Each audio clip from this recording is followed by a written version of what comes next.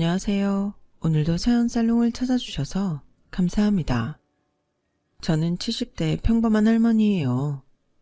요즘은 100세 시대라고 하잖아요. 비록 나이가 들었지만 100세까지 남은 시간들을 위해 열심히 건강관리도 하고 젊을 때 하고 싶어도 못했던 그림 공부도 하고 글쓰기도 하며 부지런히 살아가고 있어요. 70 나이에 뭘 그렇게 공부하냐며 손주들이나 돌보고 가끔 놀러나 다니라고 충고를 하는 사람들도 있어요. 하지만 제가 노후에 접어들었을 때 겪었던 일을 들려드리면 그런 말씀 못 하실 거라고 생각해요. 이건 남편에 관한 것도 시어머니에 관한 것도 아니고 제 자식들과 있었던 일이에요. 어쨌든 친자식처럼 생각하고 30년을 넘게 살았으니 지금도 제 자식들이라고 하는 게 맞겠죠.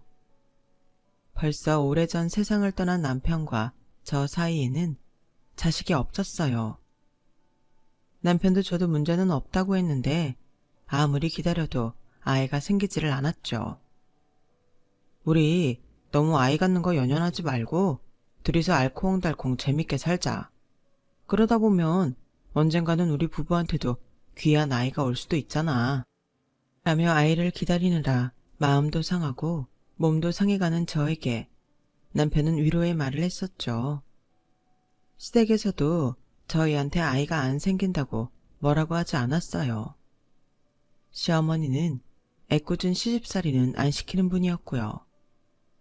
좋은 분들이다 보니 제가 더 죄송했고 얼른 손주를 안겨드렸으면 좋겠다고 바랐지만 어쩐 일인지 저에게는 제 핏줄을 가진 아이가 허락되지 않았답니다.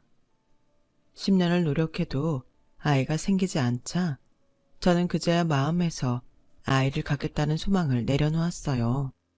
당신 말대로 그냥 우리끼리 오순도순 살아야 되려나 봐. 솔직히 아주 포기했다고는 못하는데 그래도 꼭 아이를 가져야 된다는 그런 마음은 내려놓게 되네. 당신이 꼭 아이가 갖고 싶다면 입양이라는 방법도 있으니까 우리 차차 생각해보자. 남편이 그렇게 말한 게 마치 예언이라도 된 것처럼 반년쯤 지나서 남편의 형인 아주버님 댁에 사고가 생겼어요. 남편은 삼형제 중 둘째였고 위로 형하고 아래로 여동생이 있었어요. 부부 모임에서 해외로 여행을 갔던 아주버님과 형님은 공항에서 돌아오는 길에 추월하던 차와 충돌했고 병원으로 옮겨져 얼마 안 돼 돌아가시고 말았죠. 정말 온 집안이 난리도 아니었어요.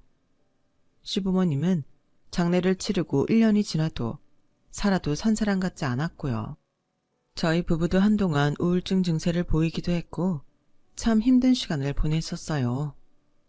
형님 부부는 저에게도 잘해주셨던 기억이 많아 더 마음이 아팠죠.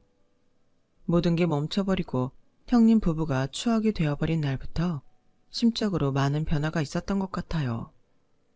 그리고 형님 부부의 첫 번째 제삿날이 돌아왔어요. 형님네는 아들, 딸, 남매가 있었는데 시부모님과 같이 살고 있었거든요. 제사가 끝났는데 두 분이 저희한테 기니 할 말이 있다며 심각한 얼굴을 하시더라고요. 우리가 생각을 해봤는데 지혁이 지숙이 너희가 키우면 어떻겠냐. 아직 10살, 8살이라 어리기도 하고 할머니, 할아버지랑 사는 것보다 작은 아빠, 엄마가 학부모가 되어주면 어떨까 싶다. 애들이 학교에서 놀림받을 일도 없을 테고. 물론 너희 의견이 중요하지.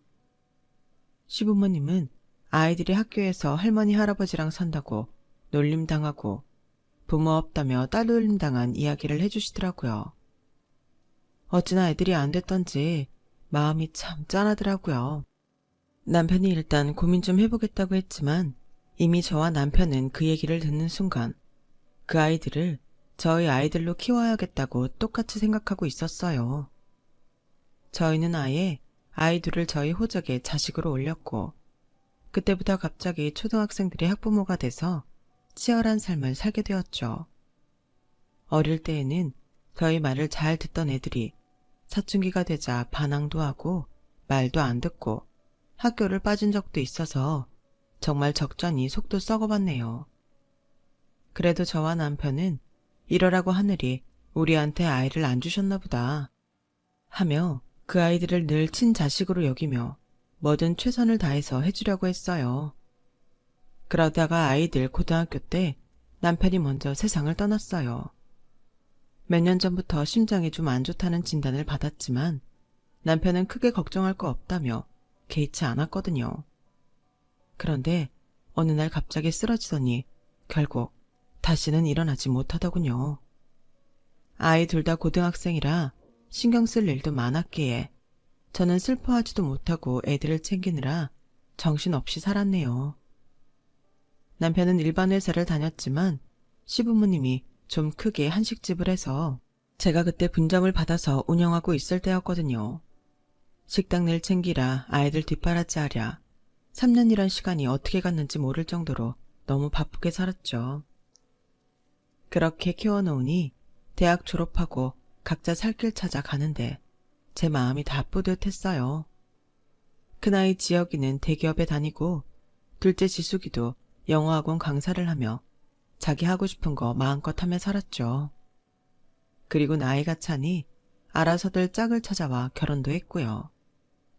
둘 다 결혼을 하고 나서야 저는 제 할 일을 다 했다는 마음이 들며 그제야 긴장이 풀리더군요. 난 니네끼리 죽이 되든 밥이 되든 별 일 없이 살았으면 좋겠다. 그게 효도인 거야. 명절 때랑 제사 때 얼굴 보고 그러면 되지 않겠어? 아이들이 결혼할 때마다 저는 똑같이 말했어요. 제 진심이기도 했고요. 그 즈음에 시어머니는 저와 시누이를 불러서 저한테 식당 본점을, 시누이한테는 분점을 주신다는 내용의 서류를 작성해서 주셨어요. 그리고 저를 따로 불러서 땅 문서를 주셨어요. 이거 네 시아버지가 너 애들 결혼 다 시키면 주라고 돌아가시기 전에 나한테 맡겨놓은 거다. 이제 이거 줄 때가 된 것 같아. 지혁이 주숙이 잘 키워줘서 정말 고맙다. 네가 엄마 노릇에 나중엔 애비 노릇까지 하느라 고생 많이 했어. 고생이라뇨. 저야말로 지혁이 지숙이 키우면서 보람도 많았고 사는 것 같았어요. 그런데 이런 것까지 주시고 정말 감사해요, 어머니. 그렇게 저희한테 가게를 주신 시어머니는 얼마 안 돼 세상을 떠나셨어요. 아이들이 변한 건 그때부터였던 것 같아요. 아니, 결혼하면서 차츰 변하기 시작했죠. 처음에는 자주 하던 전화도 일주일에 한 번, 한 달에 한 번, 그렇게 뜸해지더니 나중에는 아예 전화가 오지 않았어요. 첫째네, 둘째네 다 마찬가지였죠. 원래 다 처음처럼 잘할 수 없다는 걸 알지만 그래도 섭섭하긴 하더라고요. 명절 때에도 지혁이 지숙이 둘만 딸랑 올 때도 많았고 특히나 큰애는 제가 와이프 같지 않았냐고 하면 이상할 정도로 예민하게 반응하는 거였어요. 아니, 며느리라고 꼭 시댁에 와야 된다는 법 있어? 요즘 세상에 그런 게 어딨어. 엄마도 시어머니 노릇하고 싶어? 안 그런다고 했잖아. 이러면 다른 시어머니랑 뭐 달라? 아니, 아무리 그래도 시아버지 제삿날 너 혼자 오니까 물어볼 수는 있는 거잖아. 이것도 그냥 기념일이잖아. 돌아가신 양반이 뭘 알겠어? 아, 너무 따지지 말고 얼른 밥이나 먹고 헤어져요. 저는 함부로 말하는 아들 녀석에게 한마디 하고 싶었지만 그래도 남편 제사상 앞에서 큰 소리를 내고 싶지 않아 입 꾹 다물고 속으로 삭히기만 했어요. 둘째인 지숙이도 크게 다르지 않았어요. 우리 이 회사에서 일하느라 엄청 피곤하고 힘들어. 그러니까 엄마 자꾸 그 사람 안 온다고 뭐라고 하지 마. 요즘 그러는 거 촌스러운 거 알지? 말들은 그렇게 하면서 자기네들 생일이나 손주들 기념일에는 뭐 하나 못 받아가서 왜들 난리인지 모르겠더라고요. 그런데 언젠가부터 며느리가 무슨 인사할 일이 있으면 꼭 식당으로 저를 찾아오더라고요. 어머니, 이번 명절상 차리시라고 용돈 보냈어요. 확인하셨죠? 근데 요즘 장사는 어때요? 불경기라 손님이 전보다 좀 적어진 것 같긴 하네요.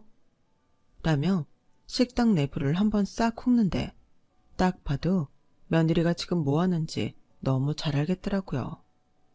나중에라도 이 식당을 물려받으면 어떻게 해야 되나 지금부터 준비하는 거 아니겠어요?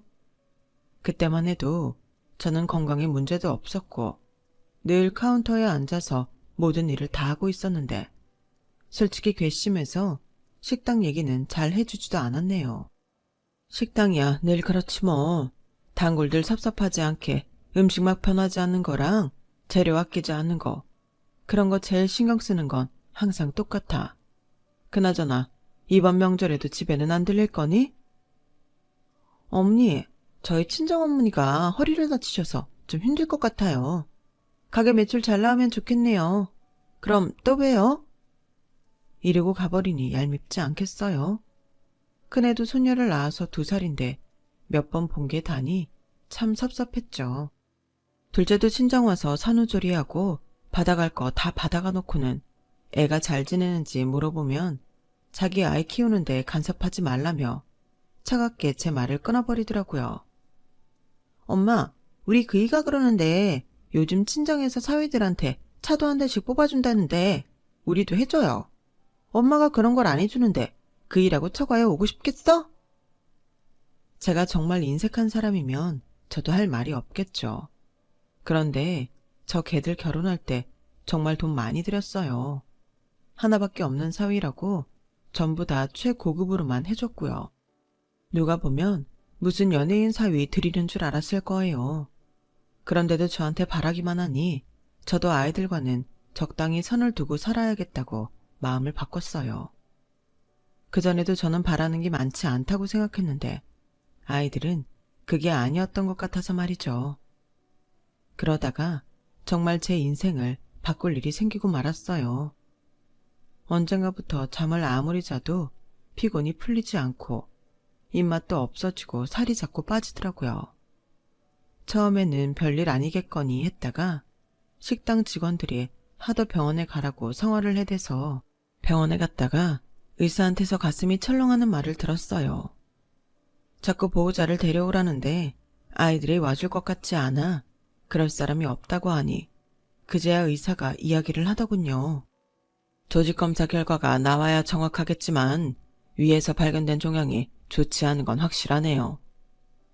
그럼 암이라는 말씀이신가요? 수술할지 안 할지는 다음에 오셨을 때 다시 말씀드릴게요. 의사는 암이라는 말은 하지 않았지만 모든 정황이 제가 위암이라는 걸 말해주고 있었어요.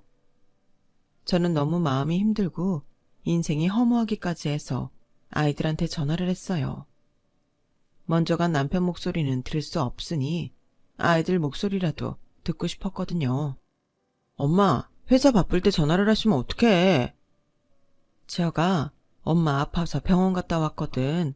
근데 그러니까 평소에 몸 관리 좀 잘하지. 나이 들어 고생하잖아. 나 바쁘니까 나중에 얘기해.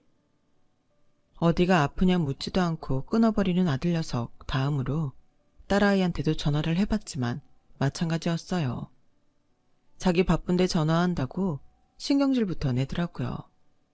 저는 그때야 제가 아이들을 잘못 키웠다고 후회를 했네요. 우리는 잘 키워보겠다고 정말 애썼잖아 여보. 근데 그게 아니었나 봐. 우리가 애들을 많이 섭섭하게 한 건지 난 정말 그런 것 같지 않은데. 당신 애들 좋아하는 거라면 멀리 차까지 타고 가서 사왔잖아. 아무리 작은 엄마 작은 아빠여도 양부모라고 생각하지 말라고 편하게 해준다고 했는데 우리가 뭘 잘못했던 걸까? 왜 저리 나한테 매정하게 굴지? 저는 밤새 남편 사진을 앞에 놓고 통곡을 하며 혼잣말을 중얼거렸어요. 그리고 조직검사 결과가 나온 날 의사는 저한테 수술 후에 항암 치료를 하자고 하더라고요. 일단 지금 상기라고 보는데 수술은 하루라도 빨리 하면 좋고요.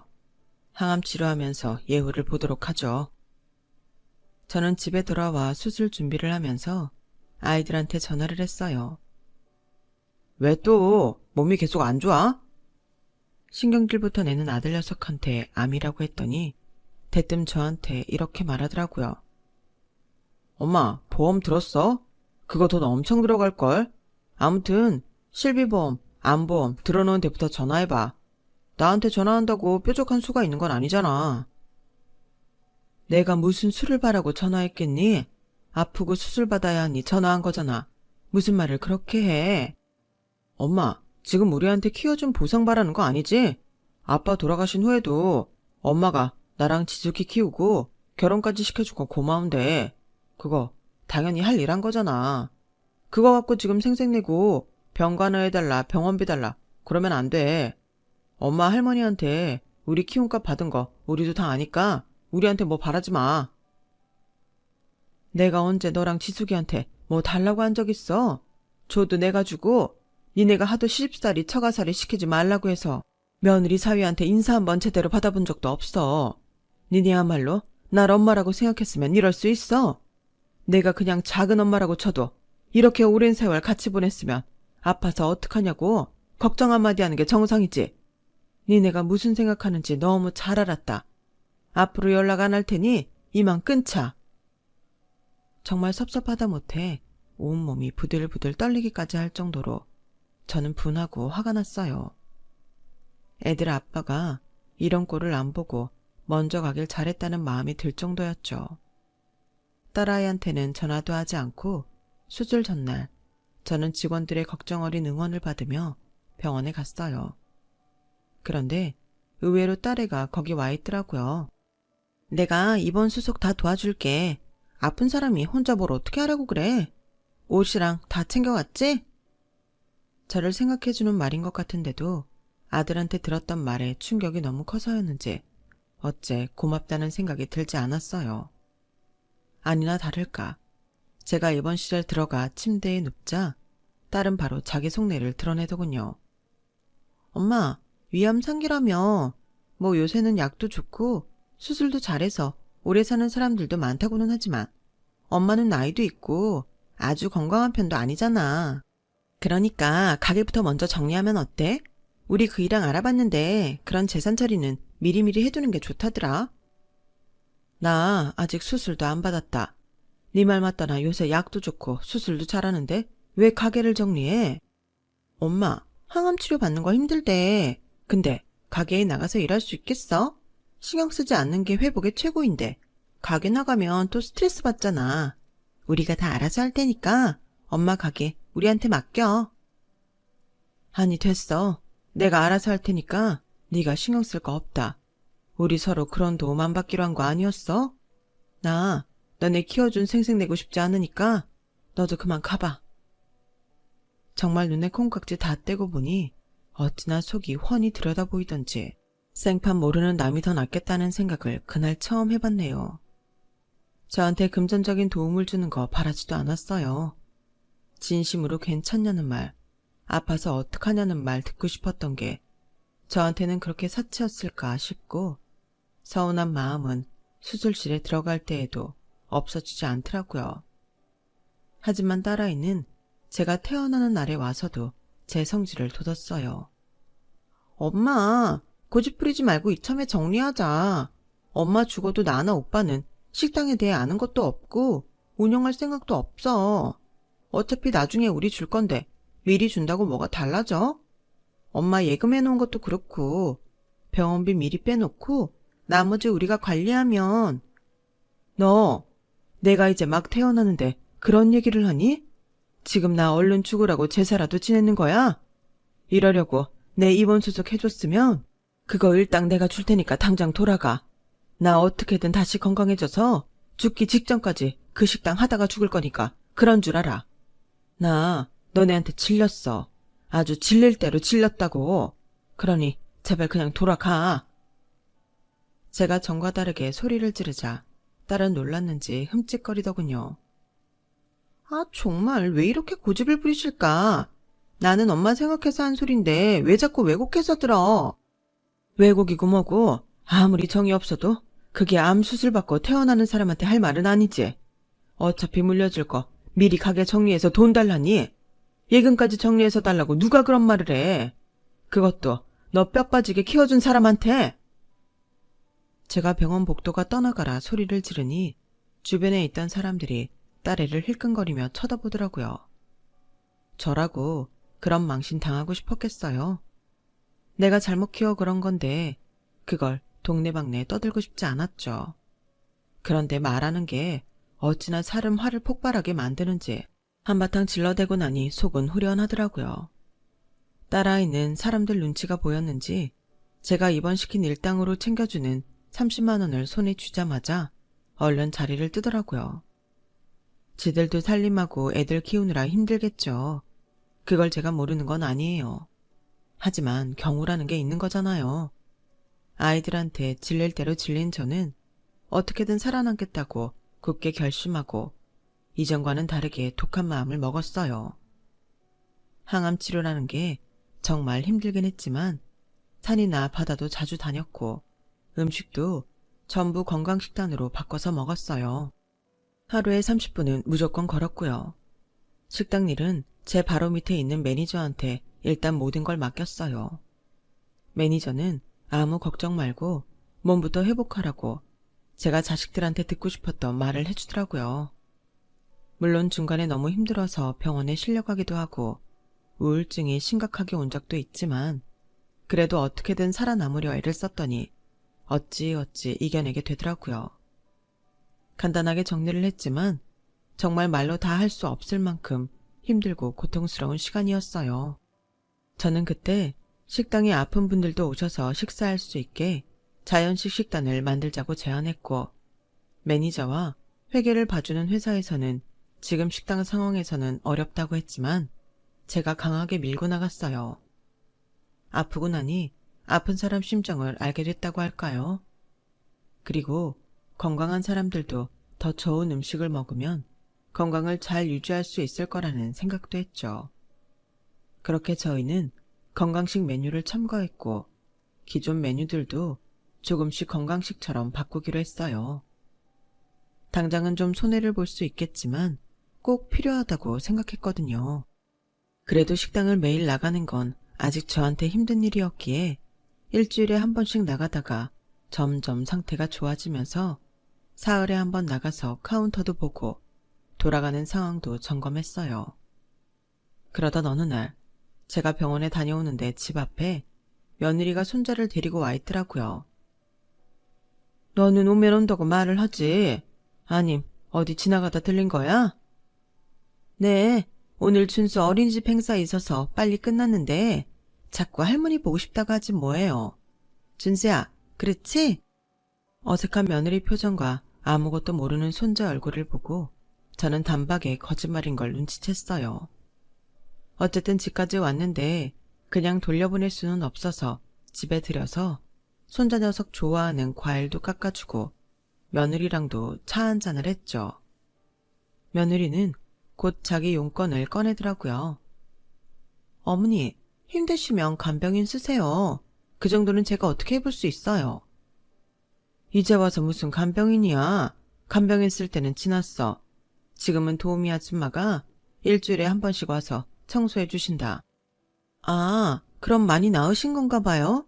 병원에서는 뭐래요? 어머니 차도는 좀 보인대요? 무슨 결과 같은 거 받으신 건 있으세요? 왜? 내가 나은 것 같아서 섭섭하냐? 내가 계속 아팠으면 좋겠어? 아니요, 어머니. 무슨 그런 말씀을 하세요. 저기, 준수야. 너 할머니한테 하고 싶은 말 있댔잖아. 응? 며느리는 과일을 먹으며 장난감 갖고 놀기 바쁜 손자를 자꾸 부추기며 제 앞에 세우더라고요. 손자는 쭈뼛거리더니 저한테 연습한 것처럼 앵무새 마냥 이렇게 말했어요. 할머니, 저 큰 집에서 살고 싶어요. 지금 우리 집 좁아서 답답해요. 할머니가 사주세요. 네? 저는 아이언 실색에서 저를 보며 억지로 웃고 있는 며느리를 보았어요. 너 참 대단하구나. 이제는 아무것도 모르는 애를 앞세워서 나한테 돈 타낼 생각을 하는 거야?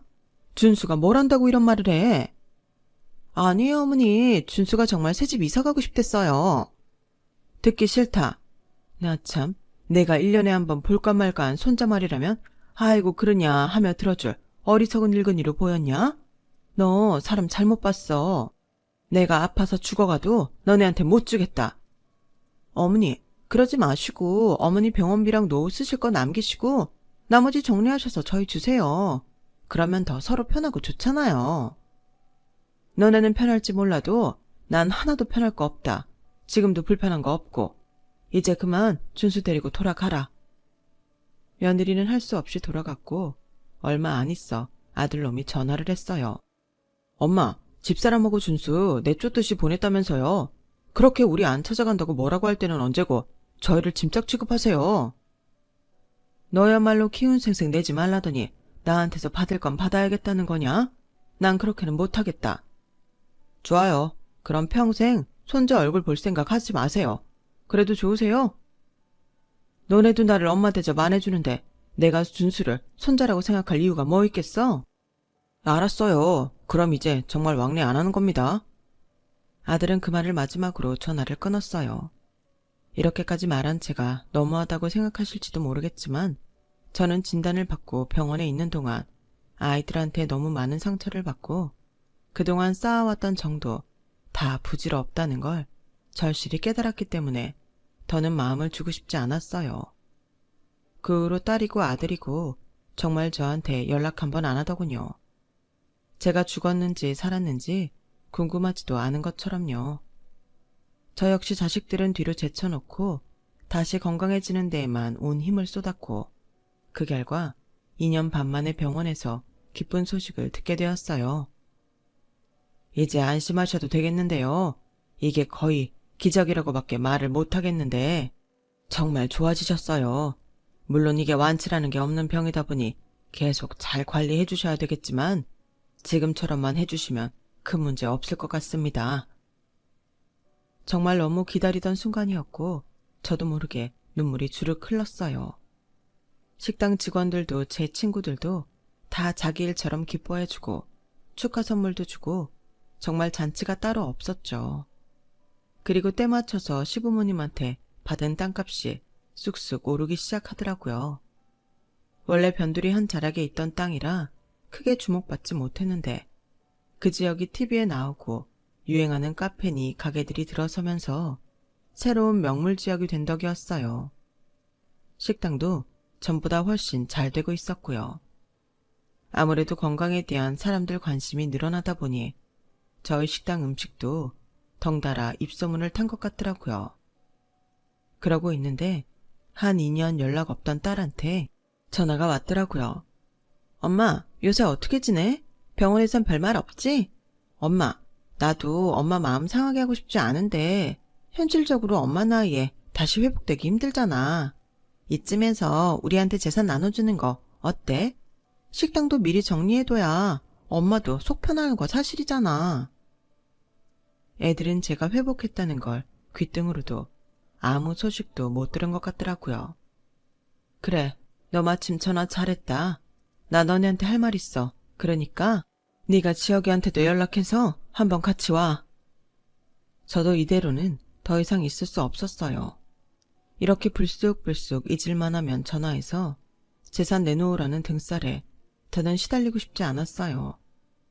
저는 만난 날짜를 넉넉히 시간을 두고 잡았고 그새 마음먹었던 일들을 알아보고 정리해 갔어요. 마침내 아이들을 만나는 날이 왔고 아들하고 딸은 자기들한테 나눠줄 재산을 잔뜩 기대하는 표정으로 아주 들떠있더라고요. 엄마, 이제야 마음 정리가 된다 보네. 근데 이게 더 좋은 것 같기도 해. 할아버지가 엄마한테 주신 땅 거기 맞지? 요즘 난리 난데. 어후, 그게 대체 얼마가 오른 거야. 이야. 아들은 눈동자를 굴려대며 신이 나서 헛소리를 하더군요. 딸년도 덩달아 맞장구를 쳤어요. 엄마가 성견지명이 있었나 봐. 이렇게 땅값 오르고 우리 나눠주려고 기다렸던 거야? 그러면 말을 하지. 누가 너네한테 내 땅 준다고 했어? 얘들 좀 봐.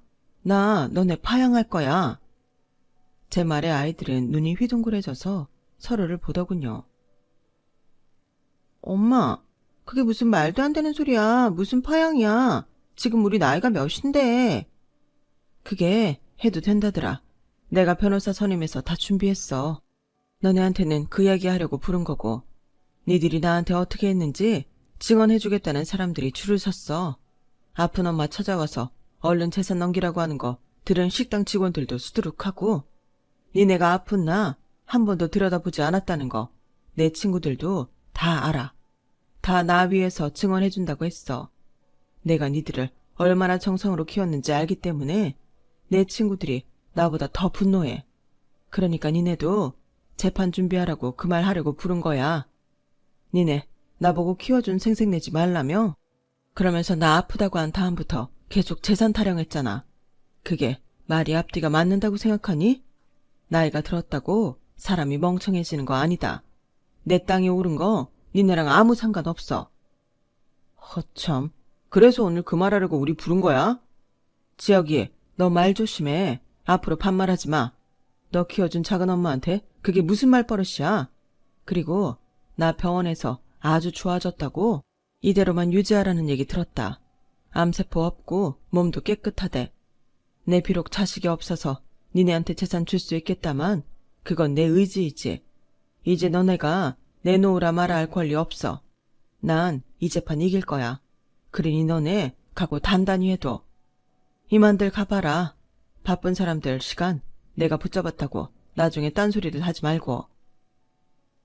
제가 딱 부러지게 얘기하자 애들 얼굴이 하얗게 질리는 게 보이더군요.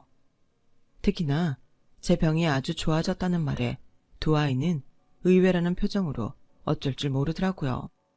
제가 얼른 돌아가라고 재촉을 하자 아들 녀석이 갑자기 전에 보이지 않던 행동을 했어요.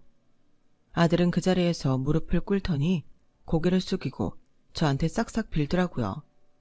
엄마, 그러지 말고 저 한 번만 도와주세요. 이거 다 엄마가 너무 속상해서 그냥 해보시는 말인 거 알아요. 그래도 엄마 말대로 존댓말 쓰고 행동도 조심할 테니까 확 푸시고 저 좀 도와주세요, 엄마. 나 니네 엄마 아니야. 작은 엄마라고도 하지 마. 그냥 숙모라고 해. 숙모님. 그래요. 부르라고 하는 대로 부를 테니까 제발 좀 도와줘요. 저 주식하다가 망했어요. 이대로 가다가는 위험해요. 엄마가, 아니, 숙모님이 돈 안 주시면 저희 진짜 살던 집도 팔아야 돼요.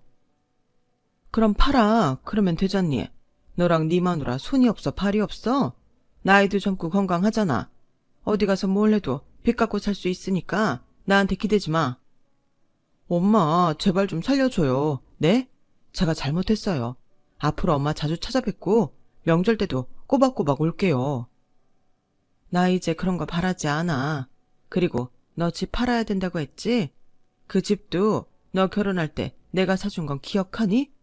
지숙이 나도 똑똑히 들어둬. 나 네 남편한테 연예인 사위였냐는 말 들을 만큼 결혼할 때 해줄 거 다 해줬어. 넘치게 해줬어. 나 쓸 거 안 쓰고 입을 거 안 입으면서 해줬는데 그 녀석이 나 아플 때 한 번이라도 찾아왔니? 우리 식당 경영 어렵다니까 코빼기도 보이지 않았잖아. 너는 너대로 병원까지 와서 식당 팔아 재산 달라고 억지 쓰고. 니네가 친부모였어도 그렇게 하면 안 되는 거야. 한때는 니네를 정말 친자식이라고 여긴 적도 있지만 이젠 아니야. 그러니까 너네는 재판 준비나 하고 있어. 엄마 미안해. 엄마가 이렇게 화난 줄 몰랐어. 그러니까 이러지 말고 우리 대화로 해결하자. 지금 당장 재산 주는 게 싫으면 유언장이라도 써주면. 딸아이는 정말 사태 파악을 못하더라고요. 어떻게 저런 머리로 좋은 대학을 간 건지 의심스러울 정도였어요.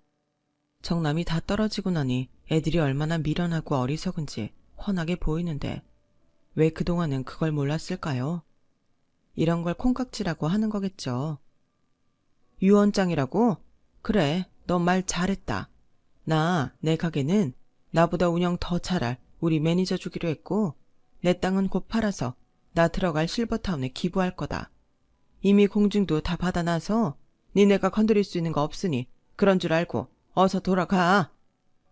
엄마, 아니 숙모님, 나 저질러 놓은 게 너무 많아서 어떻게 해줘야 돼요. 안 그러면 나 지금 차리는 카페 공사대금도 지불 못해요. 그냥 못 주면 빌려주세요. 네? 제발요. 제가 잘못했어요. 지금 우리 대출이자 내는 것도 빠듯해서 우리 회사 다니는 것만으로는 부족해요. 그 잘난 대기업을 둘 다 다니면서 돈 모자라다는 것도 나는 정말 이해가 안 된다. 진짜 우리가 너희를 잘못 키웠나 보다. 내가 헛살았어.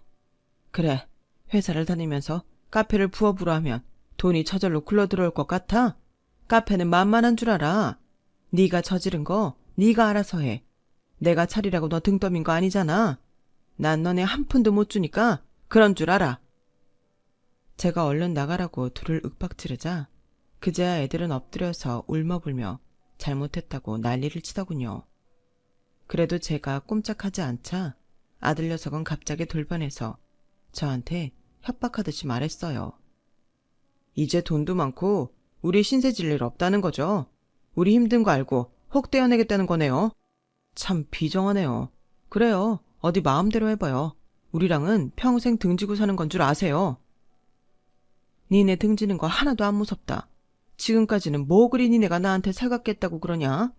나 니 그런 협박 하나도 안 무서우니까 마음대로 해. 아들이 먼저 씩씩대고 나가자 딸아이는 제 눈치를 보며 뭐라고 말하려고 하더니 그냥 지 오빠를 따라 나가더라고요. 그리고 저는 아이들한테 예고한 대로 파양 절차를 진행했고 다행히 법원은 제 손을 들어줬어요. 제가 다 늙어서 왜 파양할 마음까지 먹었는지 그 마음을 헤아려 준 것 같아 눈물이 왈칵 쏟아지더군요. 그렇게 저는 아이들과 절연하고 혼자서 제 인생을 살게 됐답니다. 죽을 고비를 넘기고 나니 누가 정말 저를 위하는 사람인지 한눈에 알 수 있더군요. 그게 제가 키운 아이들이 아니라는 게 가슴 아팠지만 어쩌겠어요. 이번 생에서 저한테는 자식이 없는가 보다. 그렇게 받아들이기로 했어요. 저는 그동안 저한테 못 써본 돈 열심히 쓰면서 재미있게 살고 있어요. 그때 아이들과 인연을 끊은 이후로 이사한 동네에서 친구들 초대해서 같이 자기도 하고 여행도 가고요. 앞에서 말한 것처럼 이것저것 배우고 공부도 한답니다. 실버타운은 좀 더 있다 들어갈 생각이에요. 이런 제 인생도 나름대로 괜찮다. 그렇게 스스로 위로하고 있네요. 제 이야기는 여기까지예요. 지금까지 들어주신 모든 분들 항상 행복하시고요. 건강히 지내시길 바랄게요. 여러분, 사연 댓글의 응원과 현명한 조언 부탁드려요. 좋아요와 구독은 저에게 큰 힘이 됩니다. 오늘도 좋은 일 가득하세요.